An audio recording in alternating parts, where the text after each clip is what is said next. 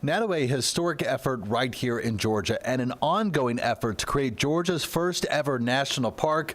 Let's talk with the person leading that push right now. Tracy Rivas is the CEO and Director of Advocacy for the Ocmulgee National Park and Preserve Initiative. Tracy, it's good to see you this morning. Thank you for your time. Good morning. Good morning. So for folks who are not familiar, what is the Ocmulgee Mounds and why is it such a sacred and significant site? Yeah, so Ocmulgee is actually a former capital site. It is a large mound complex that used to be a capital city that connected several different mounds all up and down the various rivers. The state of Georgia, about 90% of the state of Georgia is actually ancestral homelands to what makes up the Muscogee Creek Nation today. So there were various tribal towns that made that up, and we lived in cities all throughout the southeastern region. And in the heart of where the main hubs would be were these major capital mound complexes, and that is what Ocmulgee is. So Ocmulgee has, today we still have large earthworks above the ground. There's 8 of them that stand today, the largest being 9 stories tall, all built by hand. And it is from the base, and when you see images of it, it's really hard to really grasp the magnitude of it until you go and you see it in person and you see it from the base. And so it has been protected since 1936 as a national monument. However, we are really working to make it a national park and preserve. So we do know that at this site, and the reason it was protected back in 1936, we have over 17,000 years of human history, which is a long time to have a major civilization stand to know that we have proven human contact, as well as it's a large site for American history, for the WPA projects, the CCC, when the country was in recession in the 30s, the largest archaeological dig, and the earthworks and the things that came out of it. So it's a significant site, and so we're working to protect it. Yeah, Tracy, I know this has been a labor of love for you because I was watching a TED Talk you actually gave on this a few years ago on this very topic. How long have you guys been trying to get this designation, and what would a national park designation give you in return? Yeah, so there have been various iterations of my organization really working on this. Really, the original push in the 1930s was to make it a national park. But, you know, the country was in a recession and we couldn't get enough land protected. And NPS at that time felt like it wasn't big enough. Today, we are looking through a different lens. Today, there are 63 national parks in the entire country. And while the National Park Service manages over 430 units, those are through several different unifications. So people talk about battlefields, people talk about historical birthplaces, we talk about all of those different sites, but those are not national parks. There are only 63 of them in the country. So we are working to elevate that to become a national park, and it would be Georgia's first national park here in the state. And we also do not have a national preserve. So we're working to redesignate the park and to create a brand new preserve, which would allow expanded hunting and fishing, which is a part of Georgia's pastime. It's a part of the culture here in Georgia with these lands that we live in. And so that's really the big push. And really what it would mean is it gives us a bigger platform to tell our story.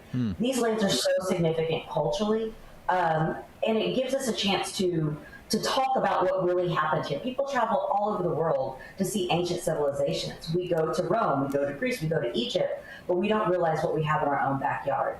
And so to understand that the roads that you drive on still here today in the state of Georgia were the original trading routes that came in between these mound complexes. Up in your area, a little farther north, Etowah was actually Muscogee Creek. The Etowah actually means, it comes from the word Idala.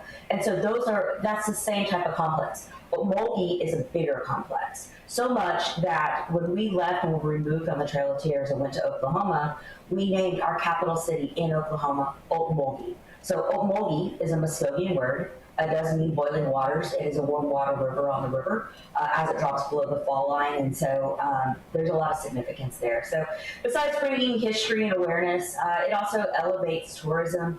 It's, we look at our visitation numbers going anywhere from 200,000 annually to up to 1.3 million visitors. And that's a huge push economically. Yeah, for your story, for your economics, for your entire region. And so if you looked at the visitation numbers of some of the other parks, they're not all large like the Grand Canyon, You've got in St. Louis, you've got the Archway, right? The Archway was a man-made built site that is actually a national park. And so the number of visitors that come there every day and to see the gateway to the West, that is what we have here. We want to bring the awareness of what was here in the civilizations. Well, in the Archway, I know it well. I think it's like 100 acres or so, whereas yours, correct me if I'm wrong, some 3,000 acres there? Yeah, we're roughly right about 3,000. What we're proposing is to expand to create a new preserve that will expand the boundary up into about 7,800 acres. All right, let me ask you this finally. What is the last hurdle that's keeping you guys from getting this designation, and what do you need to overcome that at this point? Yeah, so it actually takes an act of Congress to create a national park. It is not something that a lot of people realize. The National Park Service manages them, but they don't determine who gets to be a national park. That is up to Congress. So in the 118th Congress, previous Congress, we did have bipartisan legislation that was introduced, and that is Senator John Ossoff, supported by Senator Warnock, as well as in the House we have Congressman Austin Scott, as well as Congressman Sanford Bishop that introduced. So we do have bipartisan and bicameral support. So that year we made it through a hearing. We were reintroduced in the 119th Congress, so we do have active legislation.